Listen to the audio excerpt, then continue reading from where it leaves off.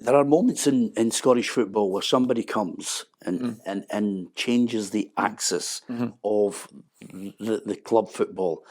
Graham Souness did it. Obviously, Sir Alex, what he achieved to break the Old Firm stranglehold was amazing, but Graham Souness then came in and changed the axis financially. I think I remember, at the time working in television, and they were saying, "Oh, Martin O'Neill's coming into Celtic. It'll take him 5 years." I'm listening to the pundits say it'll take him 5 years to try and break the stranglehold that Dick Advocaat has. Chris Sutton reminds me, I think it took 9 minutes. Right. Being slightly flippant about it, but you were able to build a really good side. Were you aware? Was the conversation with Dermot, look, this is what's happening? Not really. No, I never. Part of my going to Celtic, never ever we talked about money or about players, and perhaps. And I jokingly say, if I'd realised just how strong Rangers were at the time, I might just stayed at Leicester. They'd won the league. I don't think that I was expected to win the league in the first year of 10. I think that would be that's true. But I would be expecting to close the gap to a sizable. And then I think in my contract I was expected to win the league the second year. Yeah. So, anyway, but I get there. I would. It's funny how things happen in life, sliding doors moments. Mark Viduka, who was a fantastic footballer, really great. I would love him to have stayed at the football club. We would never have had Chris Sutton then at the time. Yeah. But Viduka decides to go to Leeds United. We turn the money over and we give him. Rangers are spending heavily. We're not competing at the same level, but I'm still able to buy Jos Volgaren for close to £3 million. So I'm still able to buy Didier Gat for £50,000, but we're still able to a couple of weeks later be able to get Alan Thompson in and play. So we've got a few play. He was two and a half or £2.75 million. And off the back of that, you've inherited a Champions League winner and a guy who potentially is about to be, if not already, I think about to be declared world class. Absolutely right. So you're dead right. Paul Lambert, and Paul was terrific. He really terrific because he accepted me early on, and he was influential in the dressing room. Really good, strong character. Really good, and people looked up to him because he's a Champions League winner. He's won in Dortmund, and where I've got the utmost regard for Paul Lambert took himself off there, deciding, listen, not only am I going to try this out here, John, I want to be successful in it. Yeah. And well done him, really well done. It's a sign of the lad. But so I inherited, as you say, some really good players. Henrik recovering from his injury against Leon quite some months earlier, but playing for Sweden in the Euros at the time. Chris comes in, and the most important thing for us was to get off and running. Really, by the time that we played Rangers I think it might have been our 5th or 6th game or something, we'd won the other matches, including a really tough match against Hearts at Tynecastle the previous week. So we're ready for it. Now, if Chris had not come early, and we didn't have Mark Viduka, and a lot of things here, and let's say the first game was at Ibrox instead of us, and who knows? But we did change it. So enough of the self-effacement. Yeah, you're dead right. I did change the fortunes of the football club. So, listen, you're supposed to have a little smile there in your face. No, because at that time it's a roller coaster. Because we're covering them. Obviously, you're going to face Alex McLeish at some point as well. But there's a real shift because suddenly Celtic are seeing really top drawer players. Yeah. Sutton was an unbelievable number 9 for me, and obviously you supplement that with Larsson, later on. But even Lennon coming in, and Lennon unbelievably underrated. Yeah, absolutely. The thing that probably concerned me at the time is while we were signing a couple of players, Dick was signing quite a number. And he actually signed about 4 or 5 lads from the SPL. I think he said, "This is part of my SPL team." But I'm, like the Champions League team is going to be something else. This is the one for Monaco. This is the one for absolutely. Yeah.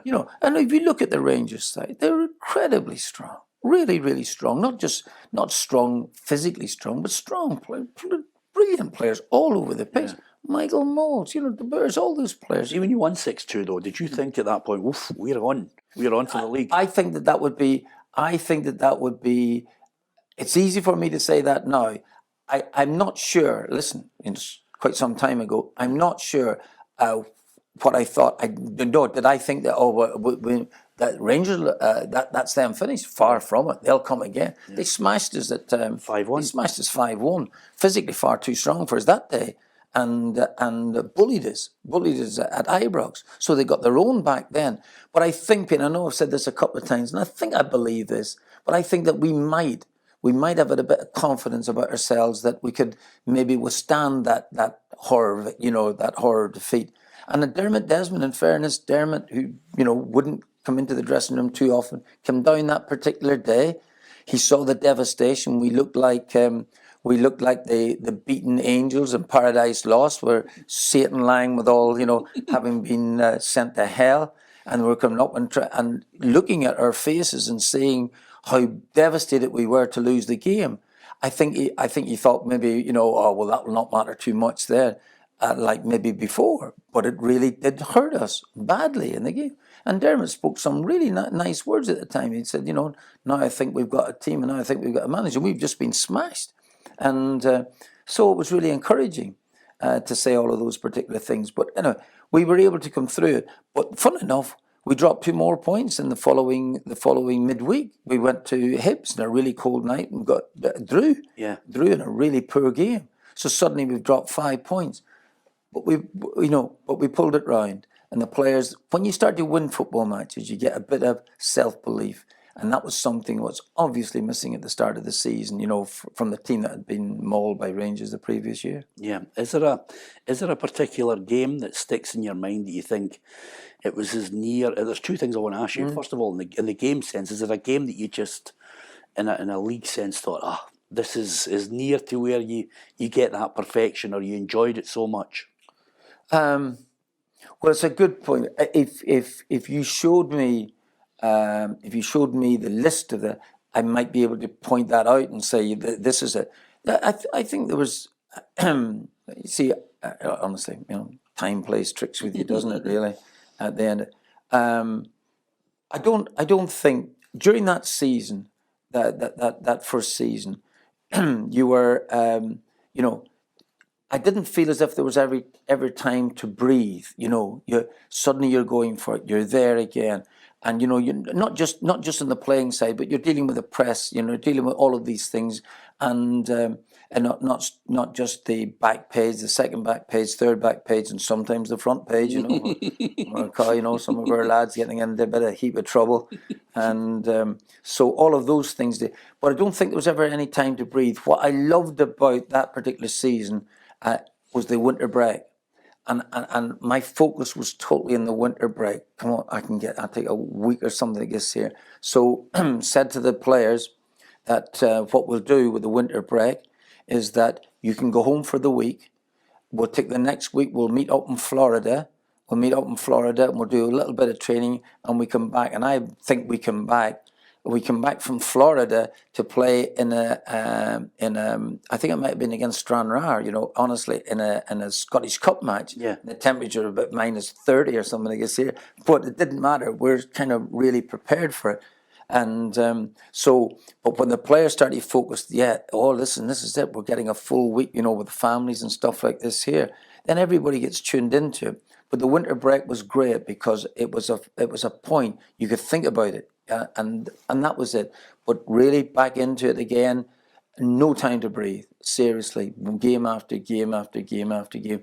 And of course, if you're winning, you're looking forward to the games. Yeah. And the players look forward to the games, and they look forward to the training, look forward to all of those things. And then suddenly winter becomes spring, and spring, the weather starts to improve, and you're there, and you've just won. You've just beaten Kilmarnock, and you've just won your League Cup, and suddenly and Rangers are starting to drop off a bit, and your 5-point gaps become 7, becomes 9, and suddenly, wow, we're going. Yeah, was that the most special one, the treble? Because you're right, absolutely. Because we didn't win it again. We won we won a double the following year.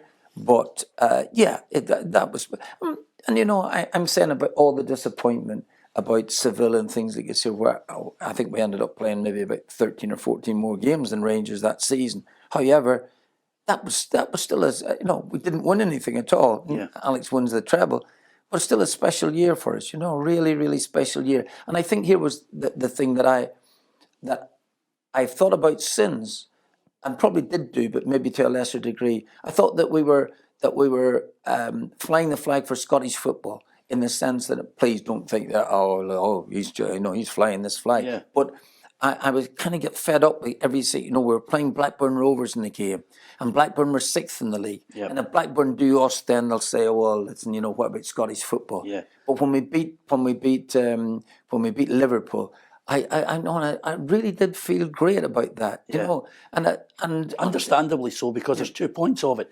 One is that dismissive nature of, and that kind of a condescending attitude, which is probably not from too many players, and certainly not from managers, apart from obviously Graham Souness, who mentioned men against boys, which is an ill thought out line. But I think there's a feeling that that the team against Blackburn, you say it was great because they were 6th in the league. The week before, they'd beaten Arsenal. Absolutely right. You managed to take them. Exactly. Blackburn played great against us in the first game at Celtic Park and didn't deserve to lose. We scored a late goal in the game, but I knew that we were ready for the Blackburn game. And when there's 2 things about it, and I know I mentioned this, but it was really pitch dark when we were going along that straight road to Ewood Park. There's a pub on the left-hand side. All the Celtic fans seeing the bus come out and giving us the big cheer. You thought, well, at least we're not alone here. Yeah. And then when you go out, when the players are going out to warm up, like 45 minutes before, and you see the stand to my right-hand side. What a mistake by Blackburn. Absolutely. And I knew, honestly, Peter, we were going to win. And the players didn't need stoking up. They were ready for the game. Fans were ready for the game. I think I could have had a cigarette and been up in the boardroom. We'd still have won the game. Here's a point, and I love the boys for mentioning it. They, on many an after dinner circuit now, they'll sit down and they'll go, the gaffer, it didn't matter what he did. Henrik was the golden boy. Yeah. And they almost say it as if it's the classic line to get everybody behind them, because no matter what they did, Henrik never got bollocked. Henrik did. Henrik took a bollocking once. Sutton tells this story about the fact that and I don't remember this at all. One of Sutton's made up stories where he says that I think it was against Livingston, we're a goal behind in the game at half time. Henrik has missed the penalty, and we've been played awfully badly. And so I've come in and criticised from Rab right through the side. Every one of them hit them with something. You've been terrible today. I don't know why I signed you, all this type of stuff. Got to Henrik and said, Henrik, hard luck for missing that penalty. That's something I think is an apocryphal story myself. I don't remember. But I do remember criticising Henrik at Tannadice one day. And the fact that I remember it and the fact that the players remember it just shows you how seldom it happened. But Henrik was flicking the ball all over the pitch. And I thought, listen, I'm not going to have this. I'm not going to have it. And we weren't playing all that well either.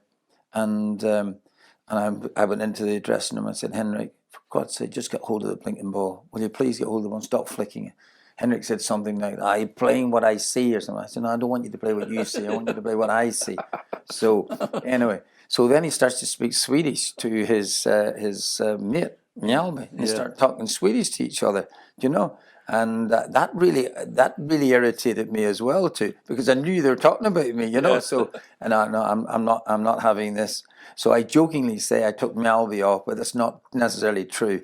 But Henrik went out and got himself together, and I think he scored twice in the second half. But I did honestly, And Henrik remembers it but why bite the hand that's feeding you? You know, Henrik. And the lads keep saying Sutton and Hearts, and they saying, "Oh, Gaffer, you didn't give Henrik stick." I said, "Well, he pulled me out of more holes than you boys did, you know." So there you go. Larsson was special player. I had a lot of special players on the side. Brave as a lion, could score a goal, And I jokingly said one time, I said to John Robertson, John, Henrik hasn't scored yet. And John says to me, hold on, wait a minute, Martin, we haven't kicked off yet. So I know it's a rubbishy old joke, but there's an element of truth in it. Yeah. Did you know, and when you look back at the players that you have managed, where does he sit? Could you? Is it possible to name a top 5? I think you might be able to do that.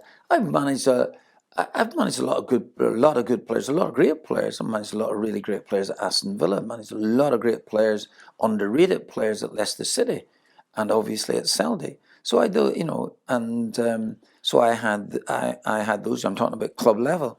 So hard to pick, but Henrik would be in the conversation. It's been, but for what you're immediately looking to players who will change matches, and goals change matches, and goal scorers change matches, and Henrik could score, and he could, but it was his contribution elsewhere, right? And he was unselfish, considering, he was, if he thought he saw somebody in a better position, he would lay it up, but he was there, and he was ready for the games. And Henrik wasn't. We didn't have hail fellow well met conversations all the single time. Yeah. We didn't need to. Yeah. We didn't need to. We knew each other. We knew what he knew what to expect of himself, and he knew what I would be expecting. But I think that the thing that Henrik was pleased about is I brought players into the football club at that stage to complement him, and it gives him a better chance of scoring more goals. So Larsson's one. Can you name 4 others? Yeah, it'd be difficult. Too tough. It would be. It would be tough. I could have a case for a lot of players. You talk about Roy Keane being the driving force for Manchester United. Well, in many aspects, because I had him twice. I had him at Leicester, and I had him at Celtic. Neil Lennon was a driving force in the team. Yeah. Paul Lambert was a driving force in the side. But Neil Lennon had those. For instance, I signed Neil Lennon to Leicester City, and you could say that when times were difficult early on, that your managerial career could hinge on some little things. Alex Ferguson hinged on Mark Robin scoring a goal for him in a game. All these type of things, and you can go to sliding doors moments, but I have to say that Neil Lennon was fantastic for me. Yeah, fantastic player. Disappointed that the way it ended for him at Celtic. Disappointed with some sections of the crowd, I must admit, because I would never have thought that would have happened to any Celtic player that has given as much as he had done, both as a player and as a manager. And I think eventually those things will subside, and he will take his rightful place in the club's history, for me. But I could go on. I could go on for players at Aston Villa who were great. Got on with players at Leicester City, Matty Elliott, lots of players. Yeah, Mosey. I signed a lot of Emil Heskey that I didn't sign, but I inherited as a young kid. I could go on forever and a day. So very, very difficult to do that. I must admit. Yeah. Just before we finish, it must have been a tough time for you when you really. In my mind, you have to put your family first. Leaving Celtic must have been a really difficult time, but really, your wife is your absolute priority. How difficult was that period for you? Oh, listen, if she had not fallen ill, I would have stayed on until Dermot Desmond and the board decided enough's enough, yeah. Or more importantly, the crowd decide, hey, what are you gonna? And.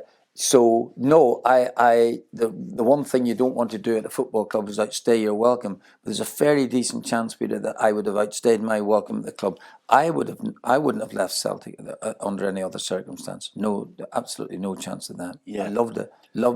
I loved the football club. Your family loved living up here. Absolutely. My wife, who has an aversion to a lot of places, absolutely loved Glasgow. I go back to say it. We had the time of our lives. Yeah. Honestly, it was really, really great. I loved it. I still have my major disappointments, which I think about more than about the victories. I think about obviously Seville, and I think about Motherwell, still to this day, where we should have beaten Motherwell about 7 in the game and lose the game, and Rangers go on to win it at the end. Yeah, all of those things. But do you know what? You know, sometimes life is not all about winning. You know, you have to face adversity, and you have to face losing at times. But overall, a fantastic time. I'd love to have gone 5 consecutive championships. You know, lost by a goal, lost by a point, whatever it was we did, and the other times that we won by a distance. But not at all. Great time. Loved it. And if Dermot Desmond had chosen somebody else instead of me, I'd never got that opportunity. So I've got a lot to thank him for, really, for taking me, because I think the board might have been going down the route with other managers, thinking that other very, very talented and very good managers. But Dermot took me. Didn't really know me at all. He took the chance. I must have done all right at the interview, you know. I usually don't. And